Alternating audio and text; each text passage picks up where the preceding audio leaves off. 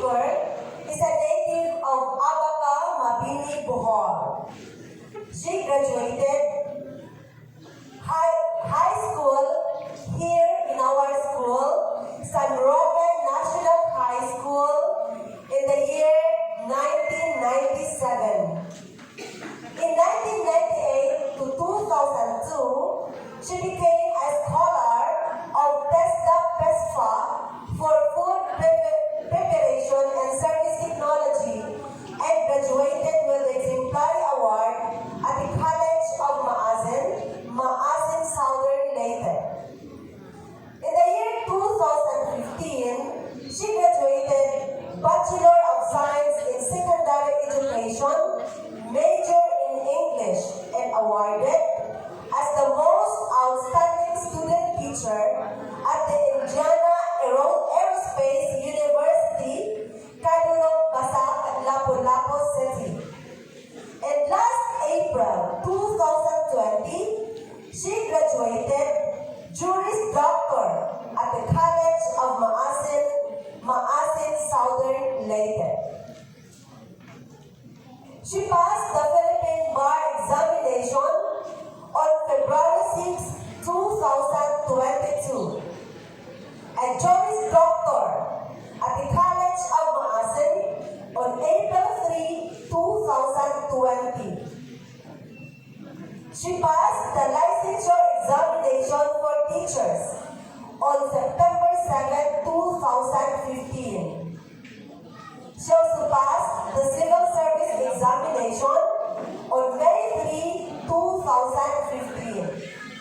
She is an NC2 holder for bread and pastry production and National TV Trainer Certificate holder. Trainer's Methodology 1 Certificate holder. She is a competency assessor for commercial cooking at TESDA Southern Leyte. Ladies and gentlemen, our keynote speaker is a smart, strong, and independent woman who was able to manage herself by working while studying. She was an office administrator at Sunlight Minerals Mining and Development Corporation, City Hall, Philippines, in the year 2010 to 2011. She became an office legal secretary at Quezon Law Office at the General at Gunob, Lapu-Lapu City. On February 2011 to 2013, she became an office administrator. At the same time, the legal secretary at the Dola Law Office at Bangkal, Lapu-Lapu City. She was an ESL tutor from November 14 to January 15.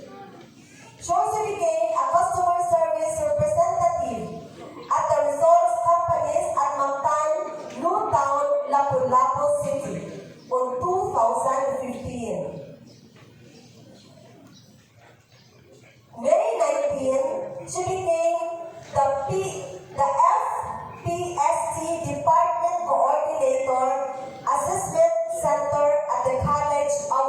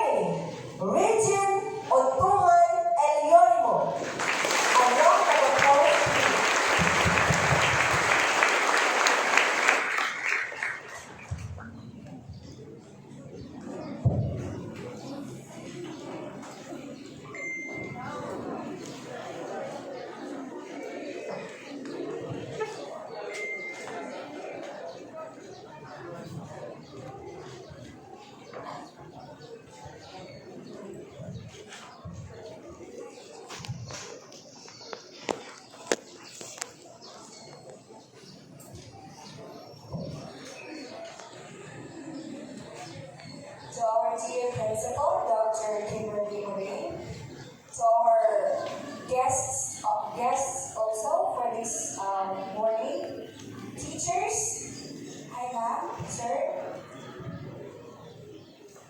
Completers, parents, good morning. Such an honor to be your keynote speaker today. Also, it's like I'm walking in a memory lane. So as mentioned by Ma'am, thank you for that wonderful introduction. No? As mentioned, I was a graduate here, year 1997. So, do the math. Of course, wala akong matawa ng panahon na no asa pagkakalimutan ngayon. Also, I'm super happy to be here, to see some familiar faces. No, ako yung teacher sa una. Ate Sarah, who happens to be my aunt-in-law. Ma'am Belinda, Ma'am Lagala, who was my TLA teacher in second year. Kinumdong pa ko, no? O, nag-dismay sa una. Ma'am Abueva, kung saan epinido mo rin na? Felisco. Ma'am Sol. So, naako ba ko iwan na yung duman? Naako mga teacher sa una? The rest, mga newly minted teachers na no. So, I'm happy to be here. Okay? Nakita na ni Joy si ako estudyante sa una na. Pero wako ko kasuway o kating classes na isa siya ako. Kamu kasuway ko kating classes?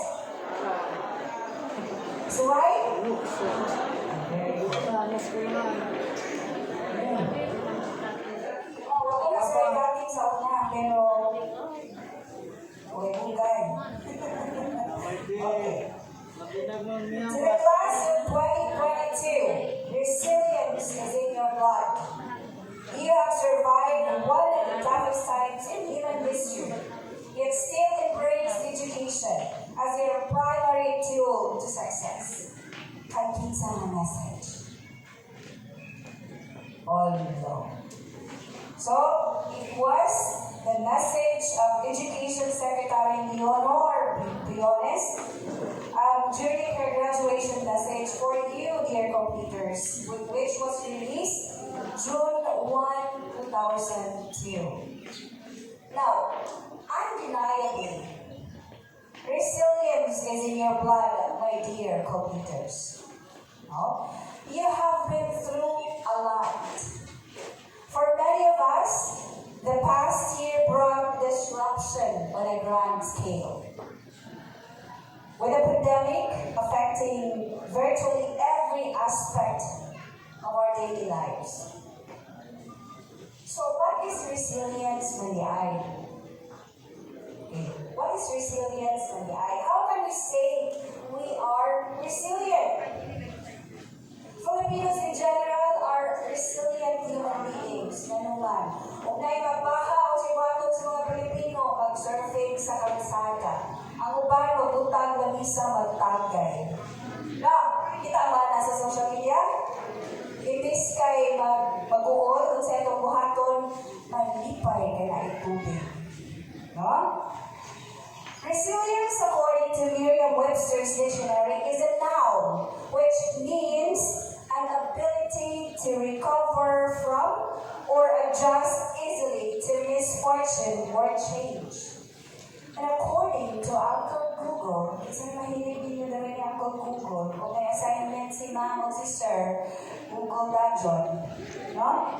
According to him, resilience is the capacity to recover quickly from difficulties.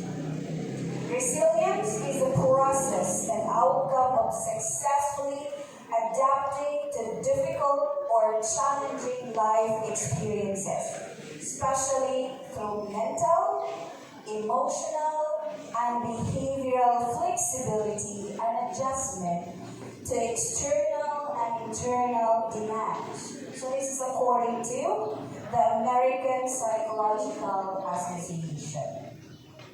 So you can truly ask yourself, am I resilient? Sige daw, pe. Pamutan ako na rin kayo mga kaugalingan. Let's take a few seconds, a few moments. Ask yourself, am I resilient? I know I am. Huh? I know I am. I will tell you my story in a bit. Ang tandaan ay alas 3. Okay, right?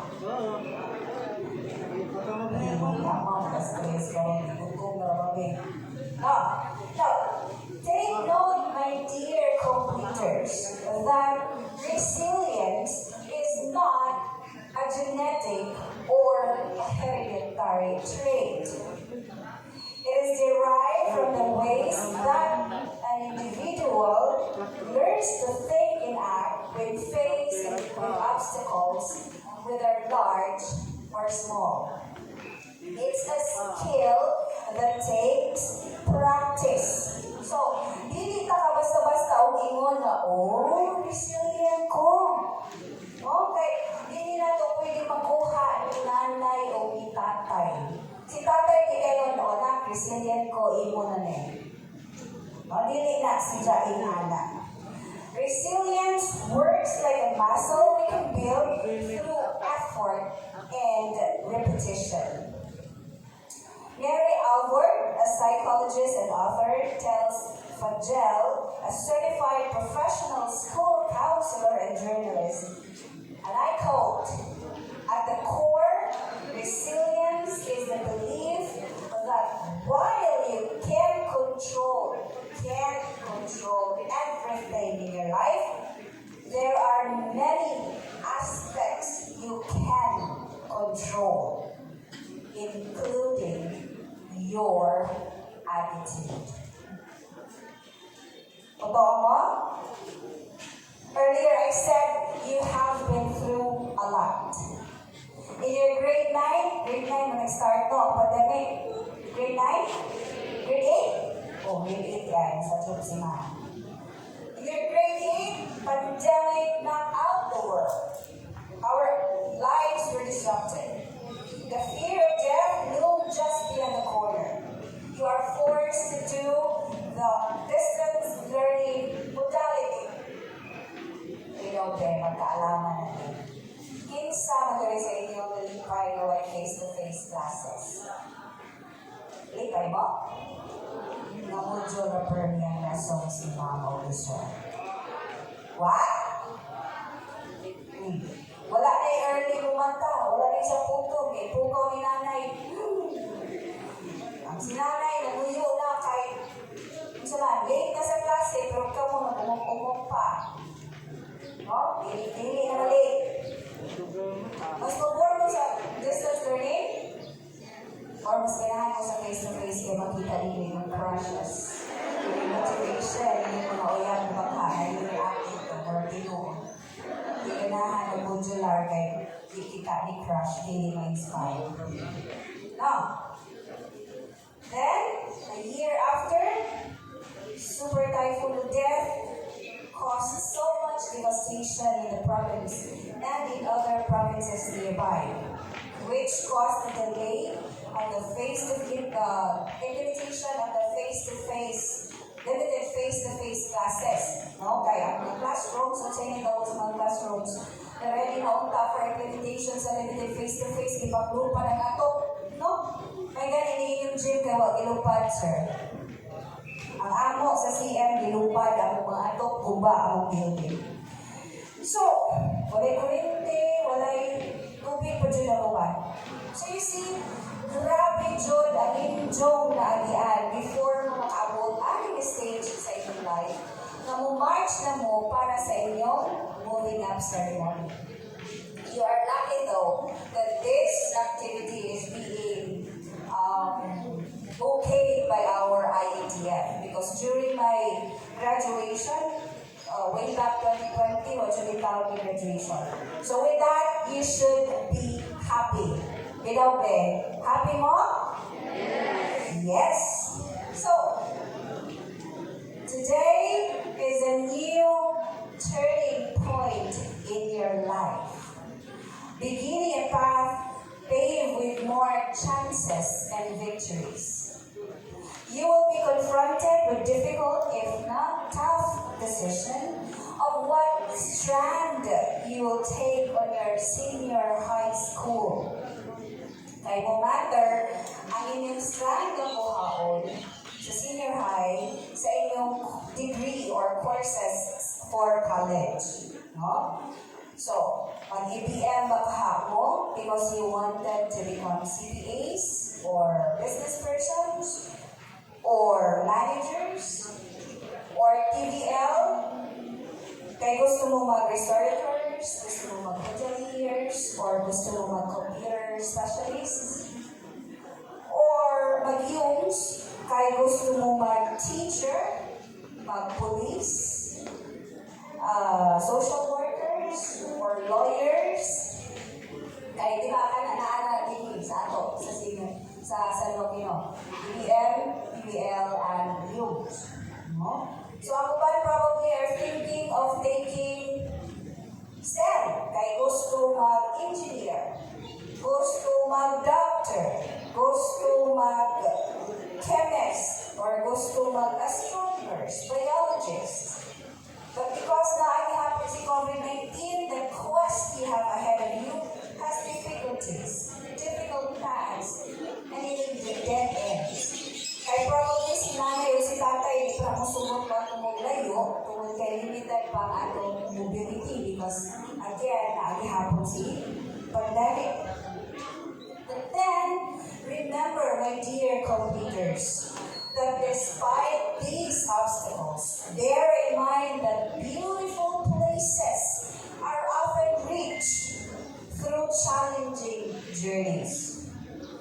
Your theme, K-12 graduates pursuing dreams and fostering resilience in the face of adversity, emphasizes that despite the dangers, the risks, the uncertainty brought by the pandemic, as well as the trials you have faced in your daily endeavors, and the challenges it has posed to education, kamong mga kabataan, the Filipino learners, remain firm and unbending in your desire to build a future, a better future. Dili better, ha? Better future. A future that is full of hope. In Jeremiah 29:11, it says, "For I know the plans I have for you, declares the Lord. Plans to prosper you and not to harm you. Plans to give you hope and a future." This is such a good reminder, not only for you, dear co-leaders, but to you, my dear parents, and of course, teachers, and to all of us. Oh? Understanding resilience as a positive learning attitude. Resilience in a nutshell is the ability to remain optimistic in the face of setbacks or adversity.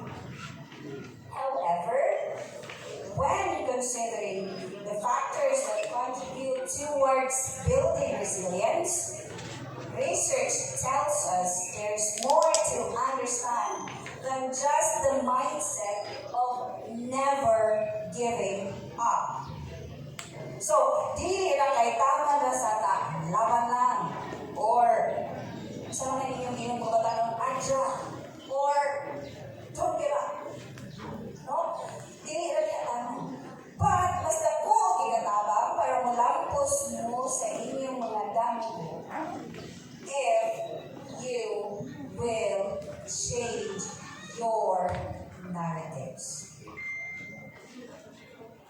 What does it mean? Changing narrative. A simple definition is changing the collective story we tell ourselves. Do you talk to yourselves? Do you talk to yourselves? How often? How often? Every day? Parents, do you talk to yourselves, parents? Come on. Like every morning when you wake up, you'll face the mirror and you will say, "Buha dyan." Nga na mo makita sa yourself?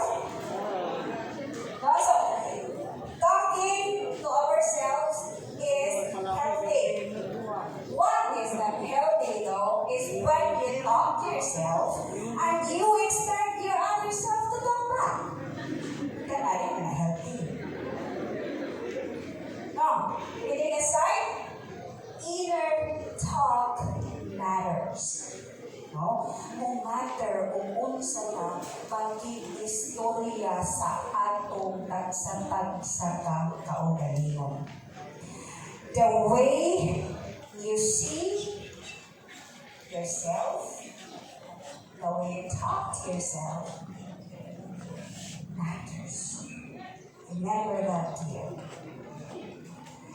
You see, I never think I would become a lawyer. Wala ko anak sa una nagpuna-una. Never in my wildest dream. Insa magtuong mahimo kong abogado. Now, for me before, becoming a lawyer is so impossible. Ano akong self-talk before. First, tungkol ka sa akong circumstance. I was born in a family having no golden spoon. Nagdako ko nga akong mama, o ato sa Manila, or sa Cebu, or even there sa Bohol, at sa Hagna, kaya magpabili.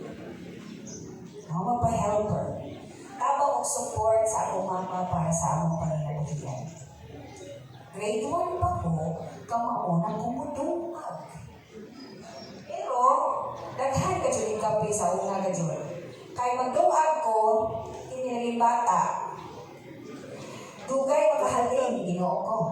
So, ang buhaton, kay one time, nagdungag ko, ibutangan ng tubig, dugay ni haling, kung siya nitabo, ibuton ang bugas. Gasoy mo na? Gasoy naman siguro mo noon. So, okay, para di mo butol si bugas, di sa kagag tubig. Ang siguro with the bugas, without the water. Haling. Di man pwede mo talagas ang paghaling kay masuko si nanay o si tatay, diba? Ay manimahaw mo gas ang ganon. O kinikmatan bata, magdalig duwa, pag magsiga, nindagan. Kung sa'yo hitabo, naghangit ka be.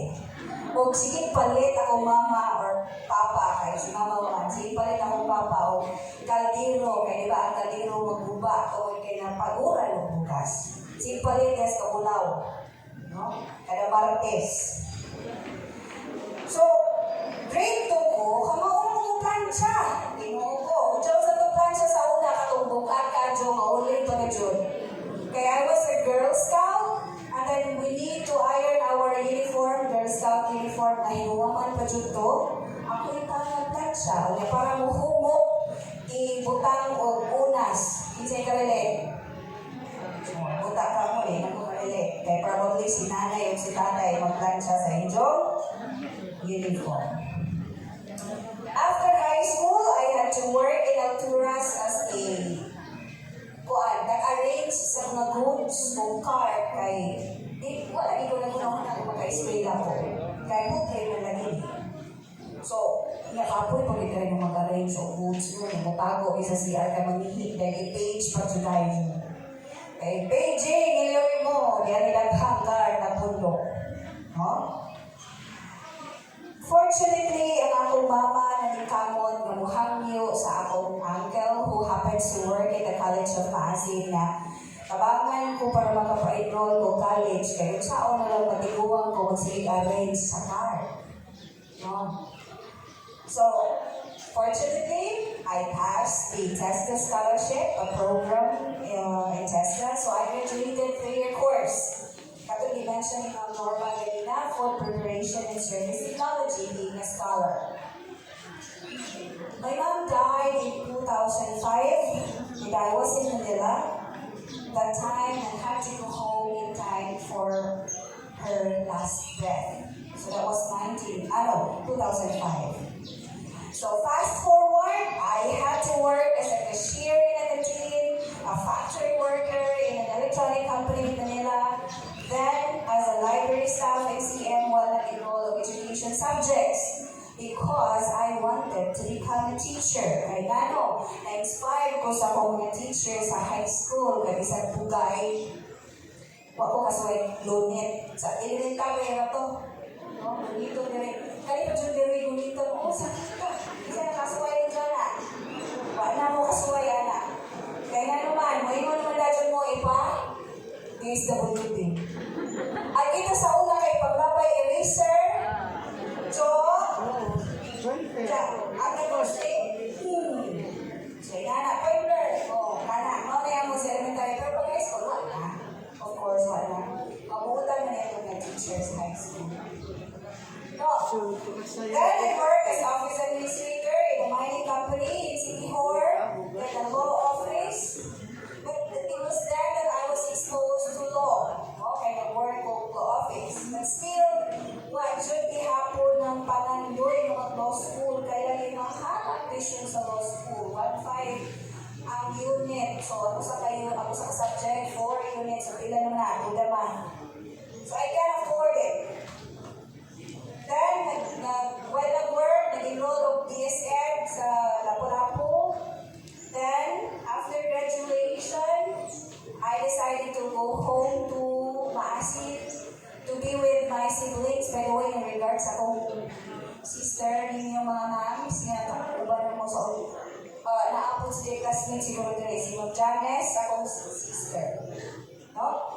So, I had to go home to Maasin. And it was then that I decided to enroll in law school. The rest is history. So you see, we should not be dictated by our circumstances. We should not live by our circumstances. What helps me change my life is when I change my narrative. It's when I change my self-talk. I change my I can't by I can. Developing resilience, my dear completers, stem from inculcating a range of habits and behaviors that help you build mental and emotional strength. Let's talk about tips. This morning, let's talk about tips to somehow motivate and encourage you to build resilience in achieving your dreams. This is applicable to you, dear computers, and of course, parents as well. Pwede po sa teacher, kailangan mo. Number 1, finish what you started. Part of building a strong sense of resilience in your inner being is to find intrinsic motivation to keep pursuing success in the face of adversity. Motivation is important both in the classroom and in life. My law professor, a lady judge, always reminds us to find our hugot. Yung sa mga hugot, I mind you, dear computers, law school is not just a walk in the park. Well, if it was a walk in the park, it was a Jurassic Park. So, finding your hugot will keep you going. It's like finding your why. Nanong imo man isugdan. Nanong isulot man ka ng butana. Finding your why is like finding your purpose. And o naabay isugdan, dapat imo humano. Number 2, think it through. You must set aside some time each day for reflection and review of the day's activities, challenges, and emotions. So dapat na mo yung me time. Research shows that thinking through the events of the day gives us a chance to consolidate what we have learned and to recognize the improvement or progress we have made.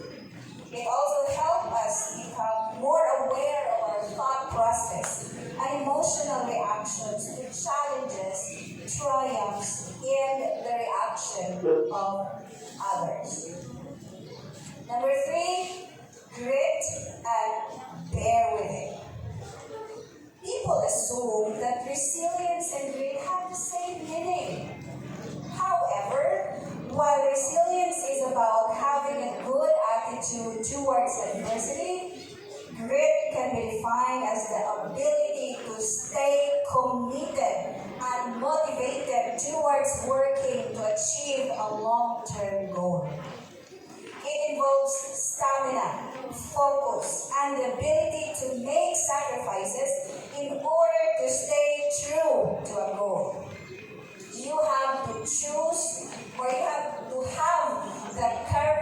to choose the work now and play later mindset. So, why is this trait important?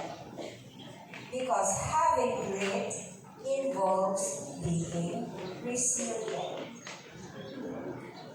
In this TED Talk, renowned psychologist and academic Angela Lee Duckworth shares about how having grit positively affects a child's attitude towards education. She shares that it is not necessarily the brightest nor the most talented students who would go on to graduate, but the ones who showed the most grit who did.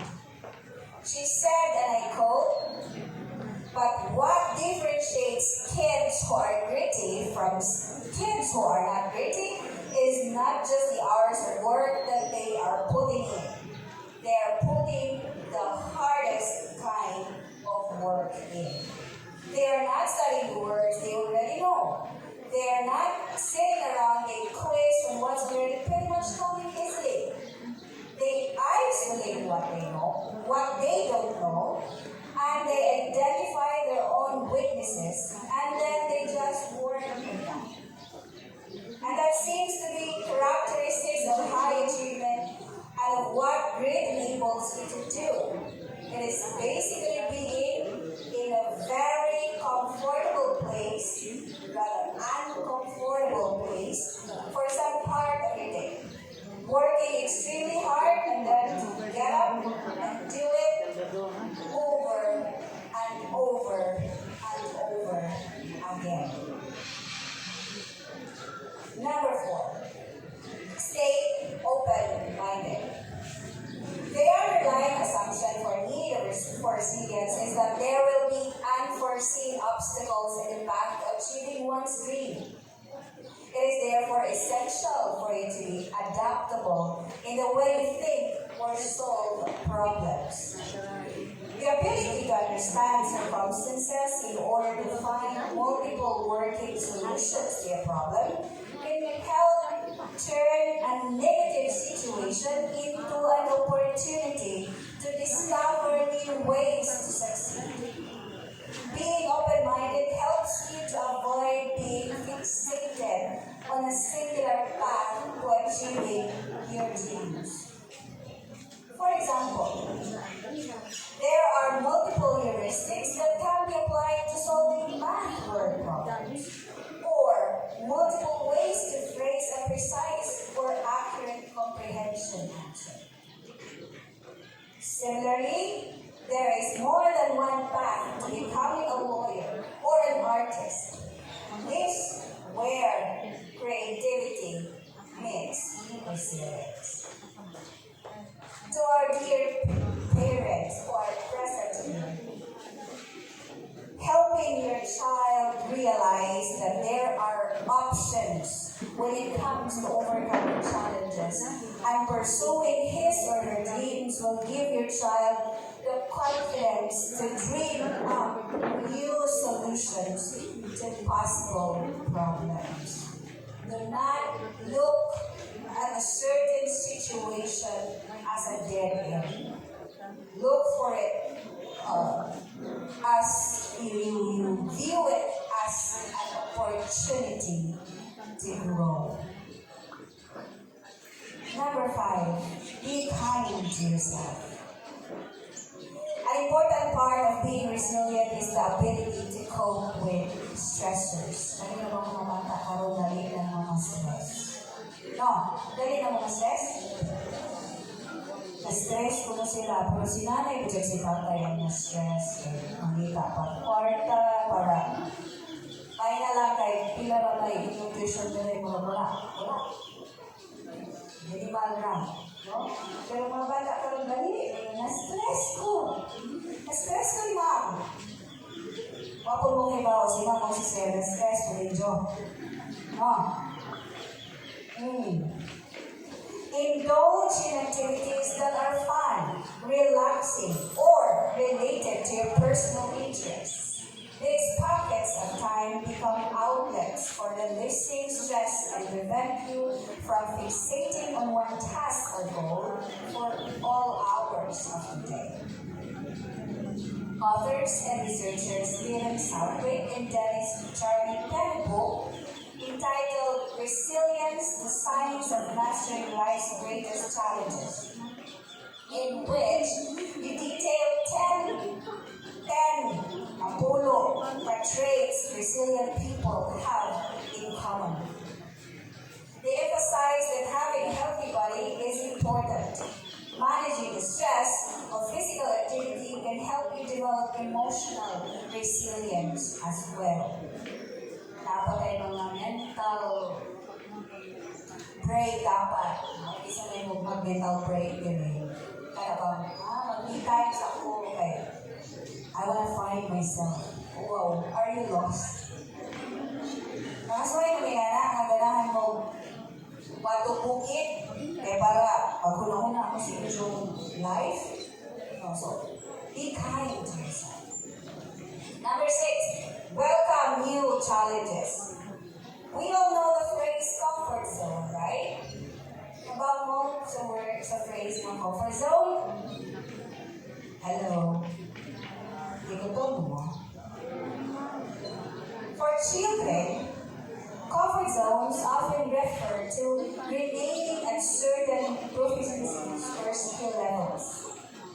Parents, part of aiding your child in developing resilience is about giving him or her spaces to always pursue the next challenge, to attempt a more difficult task, take on a little more responsibility, embrace changes readily.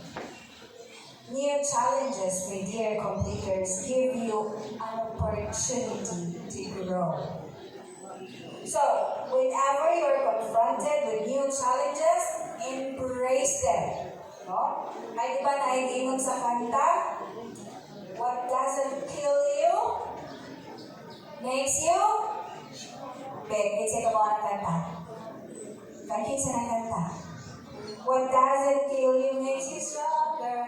No, wala. Hindi ko ka kanta.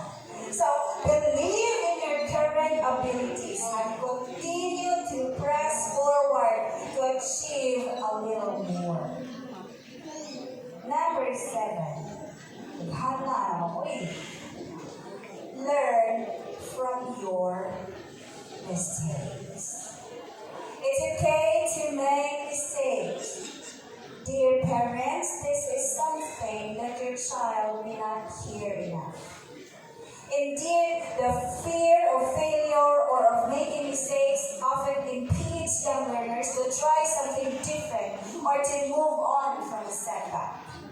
Research has shown that learning from one's mistake is important in finding progress or improvement. This is closely related to helping your child develop a growth mindset, a frame of mind that encourages your child to embrace his or her capacity for growth and improvement. Helping your child develop a can-do attitude begins with helping him or her realize that mistakes can become opportunities to do better if there is an element of reflection. Encourage your child to ask questions such as, where did I go wrong? What can I do to prevent this from happening again? Or who can help me avoid making the same mistake again? These questions are productive. They help your child face the challenge with a positive attitude. Exactly what is resilience is about. I know I made a lot of mistakes in my life, yet I refuse to be defined by them. And instead, I learned from them. Dear completers, after today, after your moving up ceremony, you will be embarking in a new place, a new terrain, senior high school. You will be confronted with new challenges, and as you deal with your daily endeavor, Make Jeremiah 29:11 your guide. For I know the plans I have for you, declares the Lord.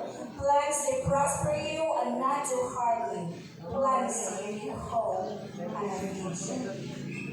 Always remember that God promises that He has a plan to prosper you in the midst of your current situation. Mind you, my young completers, there is no shortcut in life. On the road to success, there are no shortcuts. Some people are so keen to taste success or to get a job done that they eagerly welcome any shortcut they can find. Adyaw mo kaling shortcut ay masunay ito mapakan naman. Never compromise your values nor principles in life. Live every day by your principles, not by your circumstances. And so today, let it be a mark of the beginning of many successful days. Don't lose hope. Dreams are waiting for you. We all face adversities every day. We cannot outrun them because it is all part of our process and lot in life. All we can do is become resilient in dealing with them and have faith that God will never forsake us nor leave us. He is the one who shall sustain us in anything and in everything. In this note, with elation and pride, congratulations, dear completers, and of course, to our dear parents. Soar high.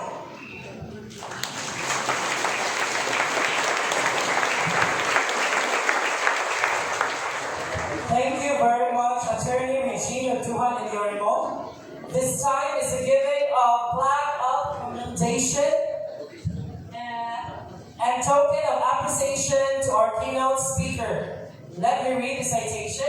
Republic of the Philippines, Department of Education, Division of Bohol, District of Mabini, San Roque National High School. Plaque of commendation is awarded to Attorney Regina Duhan Eliorimo, keynote speaker, for selflessly sharing her presence and precious time, as well as her valuable insights and inspirations to the completers, parents, teachers, and community during the 7th Moving Up ceremony with the theme K-12 graduates pursuing dreams and fostering resilience in the face of adversity. Given this 5th day of July 2022 at San Roque National High School, San Roque, Mabini, Bohol. Signed by Kimberly S. Morin, our school principal, and Zenaida L. Boyles, Public Schools District Supervisor. I also request the master teachers to be in front.